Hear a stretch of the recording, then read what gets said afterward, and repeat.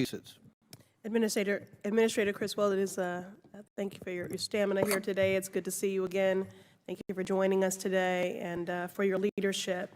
In the face of repeated climate disasters, mass violence, and humanitarian crises, the workers of FEMA represent the very best of public service and deserve the support of Congress. Attempts by Republicans, many of whom are climate and science deniers, in the face of a frequency of events that were once anomalies, but I digress. Attempts by Republicans to question the integrity of FEMA workers is a direct attack on FEMA's mission.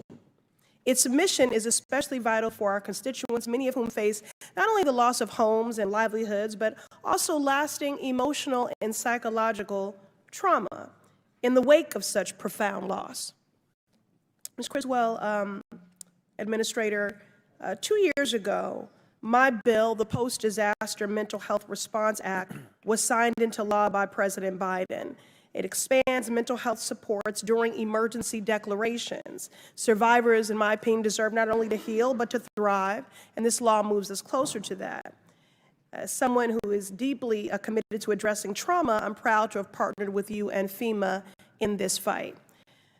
Bearing this in mind, can you expound, Administrator Criswell, on how FEMA is incorporating long-term mental health care into its recovery plans to support the survivors of recent hurricanes? Congresswoman, I appreciate your partnership in pushing that bill forward, because the impact that these citizens have after a disaster is traumatizing. And what we don't want to do is re-traumatize them with the delivery of our programs.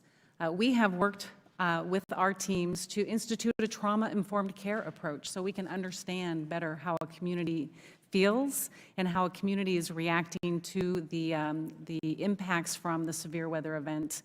We also have teams that go out into the field, because our staff also get traumatized with the day in and day out conversations with people who have lost everything.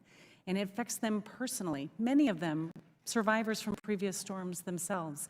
And so this holistic mental health support is so critical, and we have to destigmatize mental health support in a way that encourages our staff, but also survivors, to get the help that they need. Thank you, Administrator Criswell. When we focus on healing, that's right, we do have to also acknowledge the work of the healer. Who is healing the healer?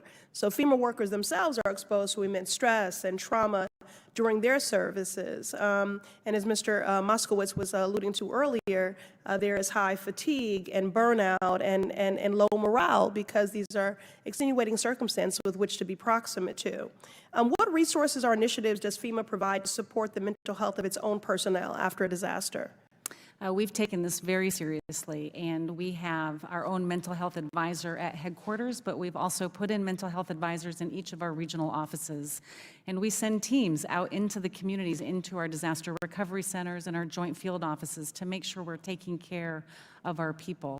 And even back at headquarters, we will do stand-downs to make sure that we're providing the assistance that they need, making sure they know the resources that are available to them, and that when we ask somebody, how are you doing, we're not just doing it in passing, and we're really listening so we can understand the stress that they may be going through, and encouraging them to take a break if you need a break, but come back so you can help these people. Thank you for recognizing the importance of that work and for your continued partnership. Now, my district, the Massachusetts 7th, relies heavily on FEMA in times of crisis.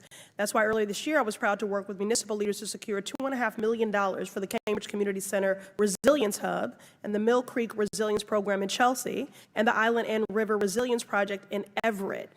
Administrator Criswell, while I understand there are many priorities before the new administration steps in, can I have your commitment that FEMA will work to quickly get these funds to my district? And can you follow up with a point of contact I can connect with to follow through on this? Congresswoman, we'll certainly follow up with you on the status of those programs and see where they're at and what we can do to move them along. Thank you. Like every district represented in this hearing room, the Massachusetts 7th depends on FEMA's ability to do its job. We cannot turn the agency into a political game. Instead, we must ensure FEMA and its workers have the resources, respect, and public confidence they need to continue their work. Our constituents deserve nothing less. Thank you. I yield back. Chair now